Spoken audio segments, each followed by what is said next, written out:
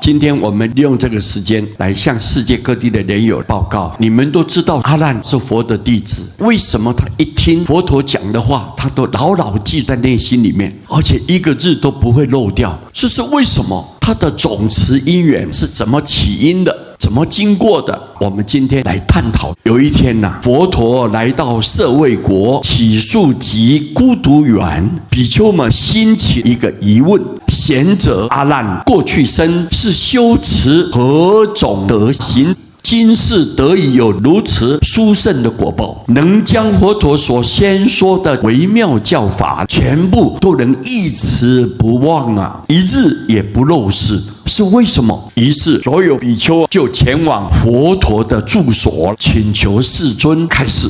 慈悲的佛陀于是将阿难尊者过去生的因缘果报娓娓道来啊。无数劫之前，有一位比丘和一位沙弥住在一起修行。师父爱徒心切啊，要求非常严格。除了需要托钵以外，每天还规定弟子要精进用功，背诵经典。这位沙弥原本就很欢喜诵经，只是苦于饮食资粮不足，需要外出托钵。托钵若是很顺利，便有充足的时间来用功；若是不顺利呢，回到寺院时间就晚了，便会耽误功课，师父就会责怪他了。有一天，沙弥托钵时间结束的比较晚，想到今天又没有办法完成师父规定的功课，回去必定会被师父苛责一番，于是心里越想越愁苦啊，很忧愁，他感觉到很痛苦，不禁就落下泪来了。这时候恰逢一位长者经过，见到这位沙弥边走边哭啊，便上前来关心询问他。沙弥回答说：长者，你有所不知啊，我师父非常关心我的道业，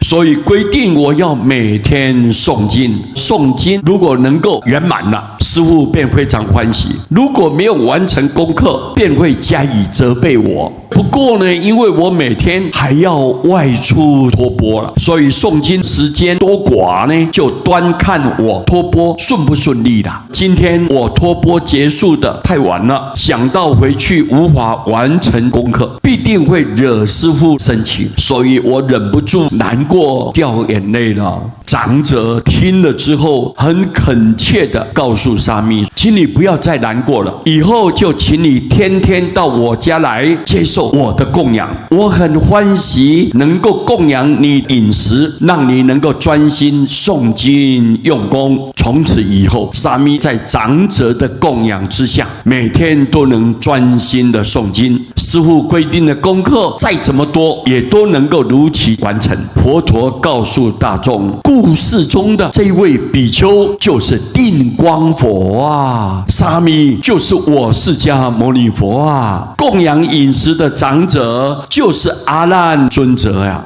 阿难由于过去生诚心护持修行人，用功办道，修了大福报啊，所以今生才能够听闻法音，一日不失啊，获得了如此殊胜的果报啊。诸位比丘听释迦佛陀宣说阿难的种持因缘，都生大欢喜心，信受奉行啊。各位，上面这个典故从显语经里面有记载，菩萨行者在护持他人的修行当中，不仅开阔了自己的格局，超越了自我的限制，无形之中也成就了菩萨道业。孔子讲过，君子有成人之美，因为有成就他人的心量，同时也成就了自己令人敬仰的君子风范啊。这个故事当中，长者一念真诚来护持沙弥用功，也成就了将来听闻法音一日不失的殊胜功德。所以俗话说，量大福就大呀，能够护持他人，不计自己的得失，这样的心量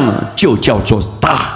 在这广大的星海当中，智慧就像太阳一样，日光普照，能孕育无限的生机，利益了众生，也利益了自己。我们听了都很敬佩，很感动。释迦佛陀也特别交代，在末法年代的苦海众生，如果能够介绍大家称念佛号，佛号功德是殊胜的，是圆满的，是就近的。所以我们要好好的念佛，不但自己要念佛，也要劝导别人念佛，大家一起同称西方，同成佛道，这个是无量的功德。我们今天用这个公案来跟大众结个法缘，谢谢大家，阿弥陀佛。